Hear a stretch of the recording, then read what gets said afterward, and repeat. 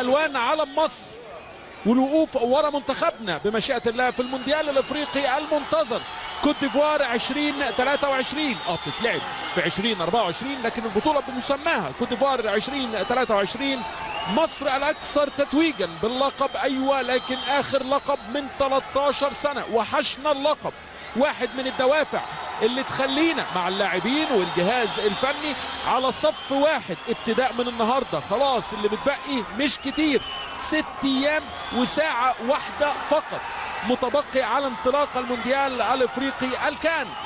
البروفة الاخيرة لمنتخب مصر امام منتخب تنزانيا من استاد القاهرة الدولي، 7 ايام بمشيئة الله على اول لقاء امام منتخب موزمبيق. اللقاء اللي يكون تريزيجول النهارده ويكون في البطوله ايضا وادي محمد صلاح، واول تسديده واول تهديد للمرمى. محمد صلاح هو الهداف التاريخي في لقاءات مصر وتنزانيا، 3 اهداف. سجل هدفين يوم ما كسبنا 2-0 وسجل هدف يوم ما كسبنا بثلاثيه كان مع رامي ربيعه وباسم مرسي. حلوه من صلاح على شمال عايشي مانولا، يلعب العرضيه عند مصطفى محمد لكن قبليه على طول يطلعها اللاعب بكاري نوندو. تطلع الله القادمه اللي فيها 24 فريق على 6 مجموعات. علي سماتة الخطير، سماتة التسديده محمد صبحي ويطلعها حجازي.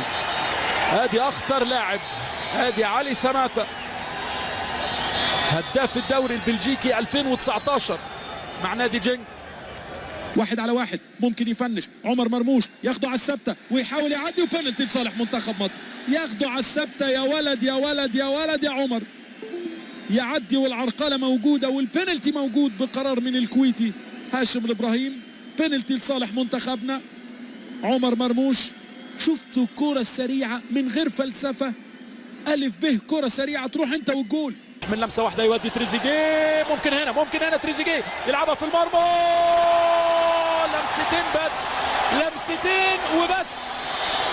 لمستين وبس، مش كلمتين وبس، لا لمستين وبس. لمسه من صلاح باسيست ولمسه من تريزيجيه بهدف اول لصالح منتخب مصر في الدقيقه 33 او 32. تريزيجيه يسجل الهدف الاول. ده هدف يدي ثقه شويه، اتقطعت بدون فاول. صلاح ومانولا. صلاح مش محظوظ يا مانولا، وصلاح يسجل الهدف الثاني. شومه في العارضه ولكن تخبط في ظهر مانولا وتروح في طريق، هي عارفه طريقها، هي عارفه سكتها رايحه فين. بهدف ثاني لصالح منتخب مصر. عقبال اهدافك في الكان يا صلاح مع منتخبنا ان شاء الله، واسيستاتك كمان.